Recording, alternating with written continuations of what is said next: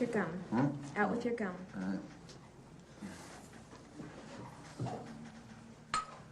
Okay, this won't hurt, and it'll be over in just a moment. Uh-huh. What's that? Conductant.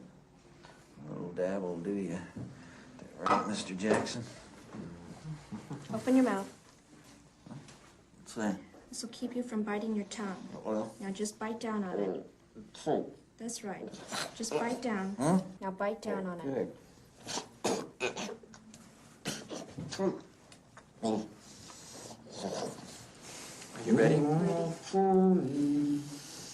Here we go.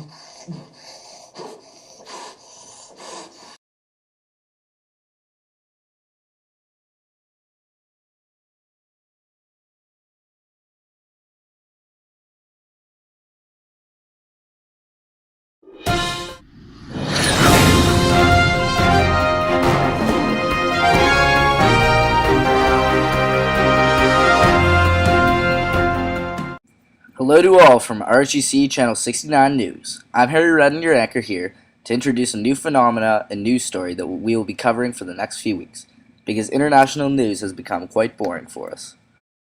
Today, Tuesday, April 11th, a mysterious government spy has begun a gamification plot against a select group of intellectuals.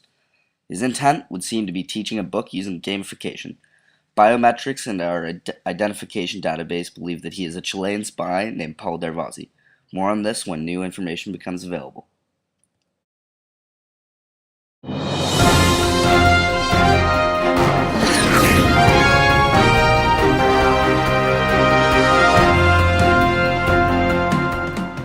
We at Channel 69 News feel we must make a correction. Turns out that Mr. Darvasi is actually a teacher at the school. After our discovery of the mysterious game this morning, the assumed Darvasi character has chosen his victim and target. It is the graduating class of Royal St. George's College. The students don't seem to understand it all that well as of yet, except that they know that it involves the Ken Kesey novel One Flew Over the Cuckoo's Nest. It has become clear that the grade 12s are not allowed to talk about the game by the advice of Darvasi. However, the weakest links have already become clear. Namely, students Jamie Carty, Patrick Coffey, and Boyd Somerville revealed the nature of the game to a grade 11 student named Joe Hall. He managed to take a recording of said students talking about the game and the tasks that it entails.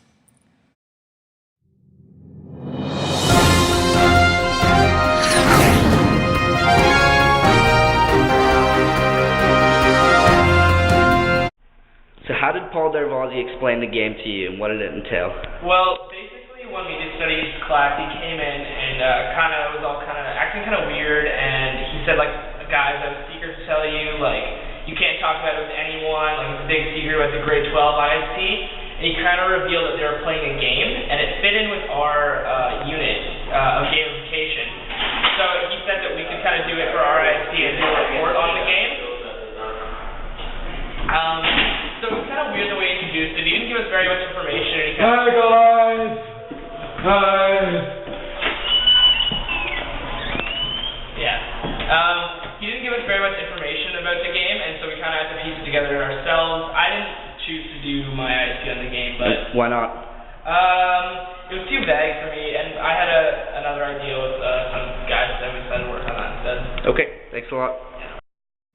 The grade 12 class had no idea that the grade 11 media studies course had any part in the game, up until the point when Mr. Darvasi revealed that the media has taken an interest in the game.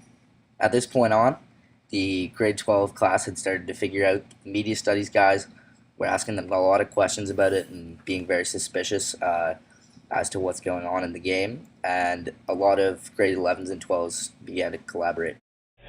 What was your role in the game? Website creator. What did it entail? Making a website with all of the content on it. What kind of content? Missions that other people had done. What kind of missions? Personal missions that just related to the book. Can you give some examples? Like make a map of the ward. And that was the ward from the book, or was it? Yeah, did it have to do? book, yeah. Okay. Clown planning around about being here. Who else was in your block? 20 other kids. Can you name a few of them? Wiley, DJ, Mikey, Josh Blake, James Sharp, Jackson, Cam, kind of people. Were you a member of the committee? Were you a member of the committee? No. No? How are you scored for your contributions? What was my overall? Yeah. 93 and a half. What obstacles? What obstacles did you have to overcome to achieve the missions that he gave you? I don't know. Laziness, mostly. And I guess just like not knowing how to do it. I read the book though. Can you just give like one example in some degree of detail what the game was, or of what your missions were? Well, I mean, I had to make the website, but I did the map of the ward. I did like the plans for like a fear detection thing. Okay. Certain stuff like that. What was Paul Darvasi's role in the game, and how did he work with you? He monitored the whole thing. He like watched us and kind of like kept up with us. Do you think that he was fair? I mean, yeah. At the beginning, I didn't really care, but at the beginning, people didn't think he was, and then towards the end, it became obvious as to how it was actually fair. Did the game cause you frustration, anger, or monetary loss? Not really. I mean, for other people, it did, though. Can you elaborate? Like, people just didn't want to. People thought it was like inconsistent and didn't really want to put up with it. But I mean, most people did. I don't really know anyone who didn't play the game. Okay, thanks a lot, Shane. Players in the game were separated into 4 unique blocks, based on what English class they were in. The 4 blocks were given different tasks and roles in the game, as were the individual players. For example, Shane's main task was to create a website for the game.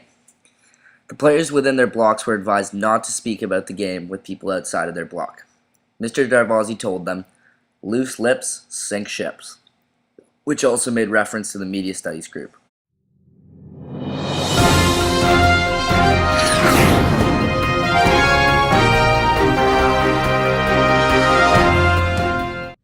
The players in the game were given an option not to participate right off the bat. Most players of the game did so in the fashion that Mr. Darvasi had intended. They were competing to see who could get the most points by collecting red cents that were designed by Mr. Darvasi. Other ways that they could gain points were included in their tasks. Some were specific, like art show participation, and some were much more broad, like finding the highly valued bowling bag that everyone looked for on all of their spare time. Players like George Graham and Louis Vassos followed the game in Mr. Darvasi's image, or something similar to it. An interesting development in the game was Paul John putting up posters for a game-based art show featuring many players' talents, including Rob Mosley, Kevin McCarthy, and Riley Wong. Cluttered, confused. He doesn't usually know what's going on.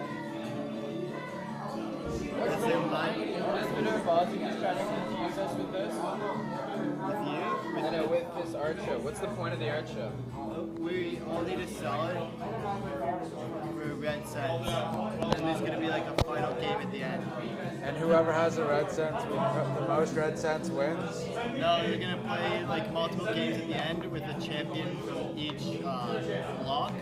And then they're going to participate in 3 games. What are the games? I don't remember, to be honest. Do you know the games? Yeah. So you made these to hopefully win? These games we just we make them. We got 15 points for making it, and then for selling them we get an additional 5 points plus whatever we sell it for. So let's say you sell it for 1 red cent. How many additional red points is that? We get 5 cents. 5 points. Okay. No matter. Can you give me a copy of that video? Maybe. Give me some red cents.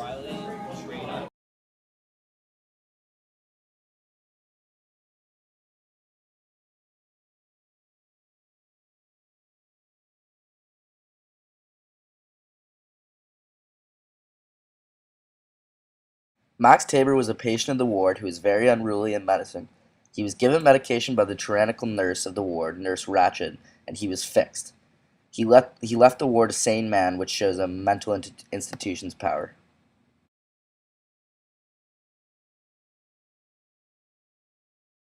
Several historical events have occurred on May 13th, including the game's art show. Among them are the writing of a famous Latin poem, which could relate to the main character McMurphy's prayers to leave, the birth of Mammy Eisenhower's mother, who was the first lady around the time of the novel, the date of the first public government speech in the People's Republic of China, and the day when John McCain lost a lot of votes at a lecture which many believe to be his downfall in the election.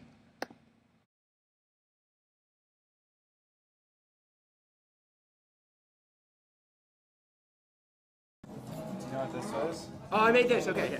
So this says home is where the heart is. Yeah. Because I think it's an idiom. And on the back, it's all pictures of insane asylums because they live in insane asylums. Yeah. Okay. All right. Okay.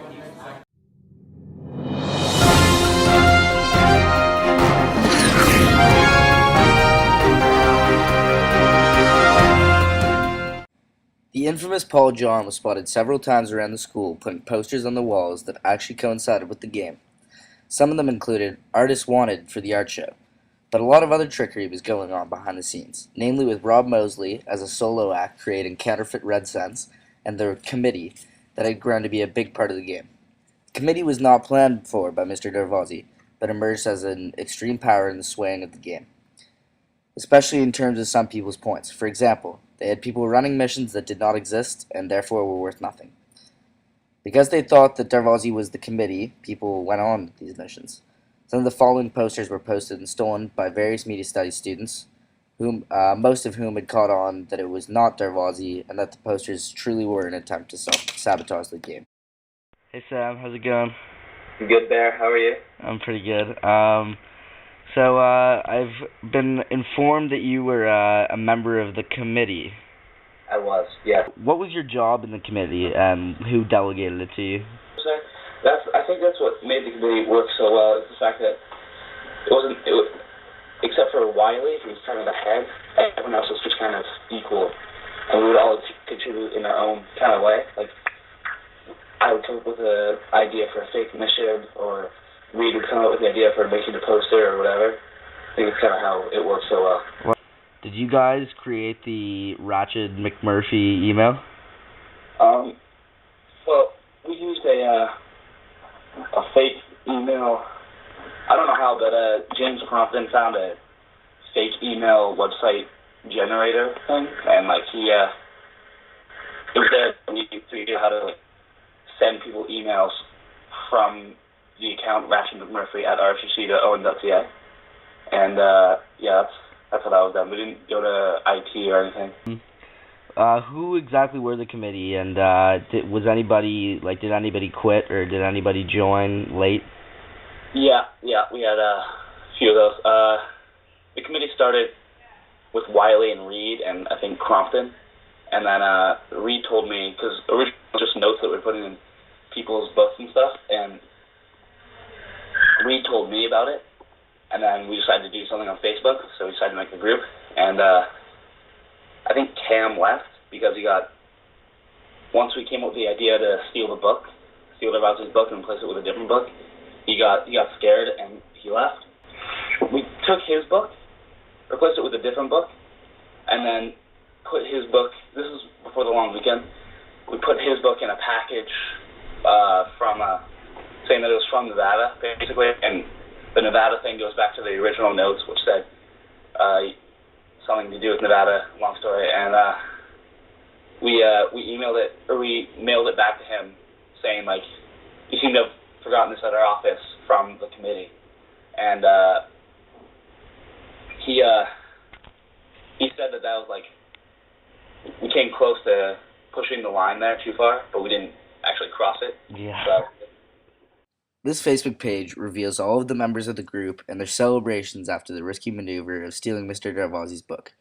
But they certainly had him slightly paranoid about the power in their hands, because he sent one of the other groups that was hacking the game, Robin Hood and the Fat Friar, the following email. Hello, Mr. Carty. Why don't we leave it at 9 for 4 points and move on? I'll give you 15 points if you can get me a direct line of communication with the head of the committee. I don't have to know who he is, I just want to send him a message. Can you arrange this? This, of course, cannot be discussed. All the best, Mr. Darvasi.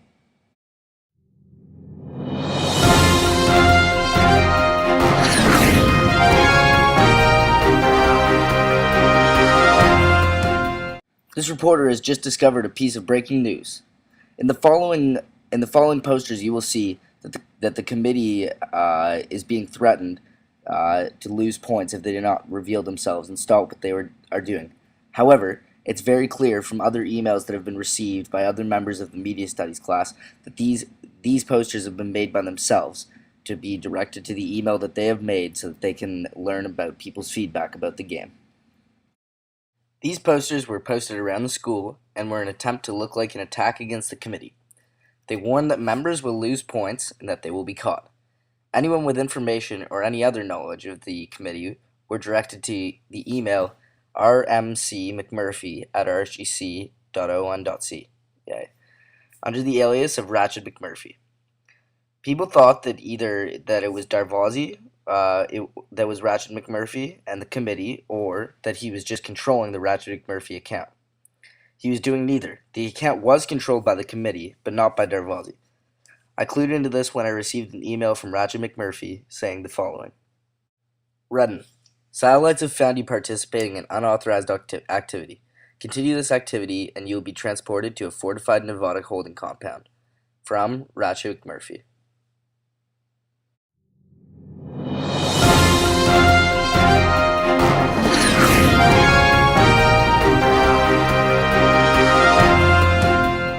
Grade 12 students in the game, Jamie Carty and Derek Woods, have begun a misguided campaign against the committee called Robin Hood and Friar John.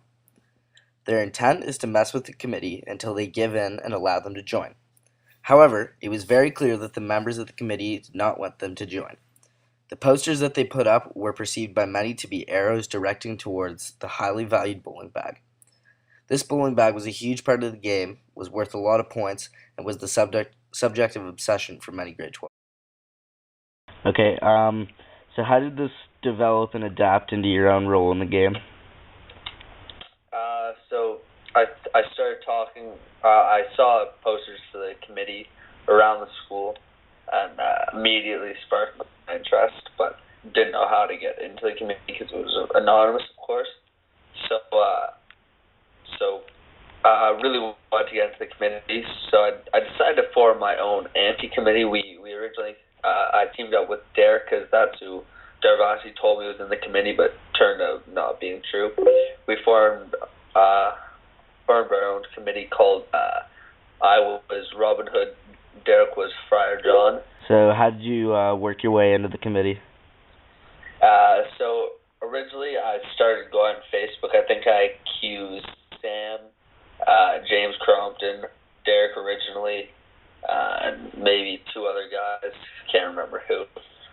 But I really did accuse them through some caps letters on Facebook chat saying, James, I know you're in the committee. You have to let me in, man.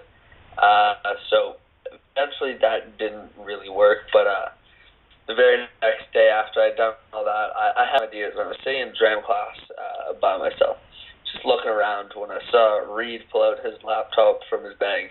Just one of the corners from the committee posters happened to pop out of his bag. So I just guessed that it was. I guessed it was him. Pulled him aside after class. Turned out being true. He broke. Wiley and him told me about the committee, and I successfully infiltrated the committee. Made them also let Derek in. Okay, last thing. Can you tell me a little bit about you and Derek dumping all of the red cents outside the doors?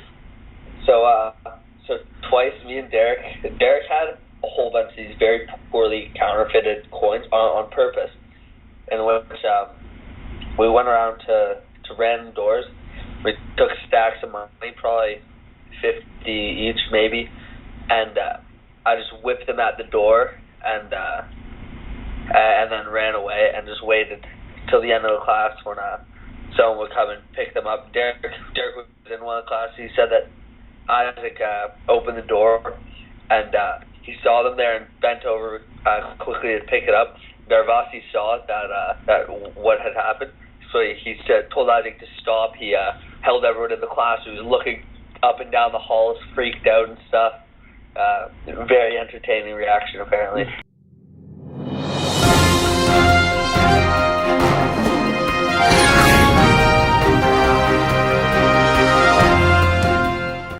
Website designer Shane Wilder was a member of Block 1. His main task was to create a website on which his blog could post the finished product of all of their tasks. Among these tasks was that of the Nurse Ratched Facebook profile. She complains about patients, but also speaks about the cruelty that she imposes on them. Other tasks on this site include theme maps, various illnesses, maps of the ward, and character sketches.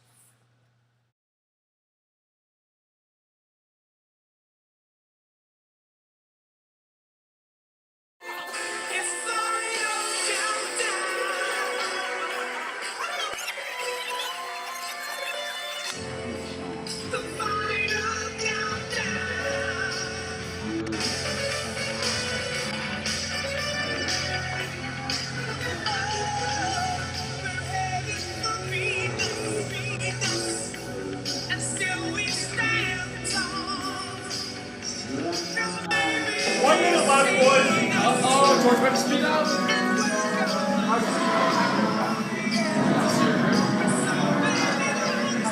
Last. 30 seconds and also clapping and then the finish line.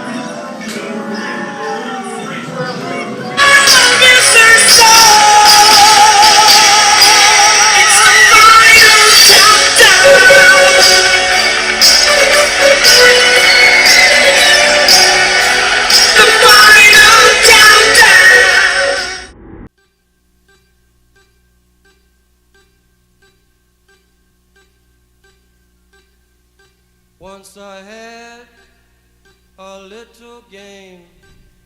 I like to crawl back in my brain. I think you know the game I mean. I mean the game called Go Insane. Now you should try this little game.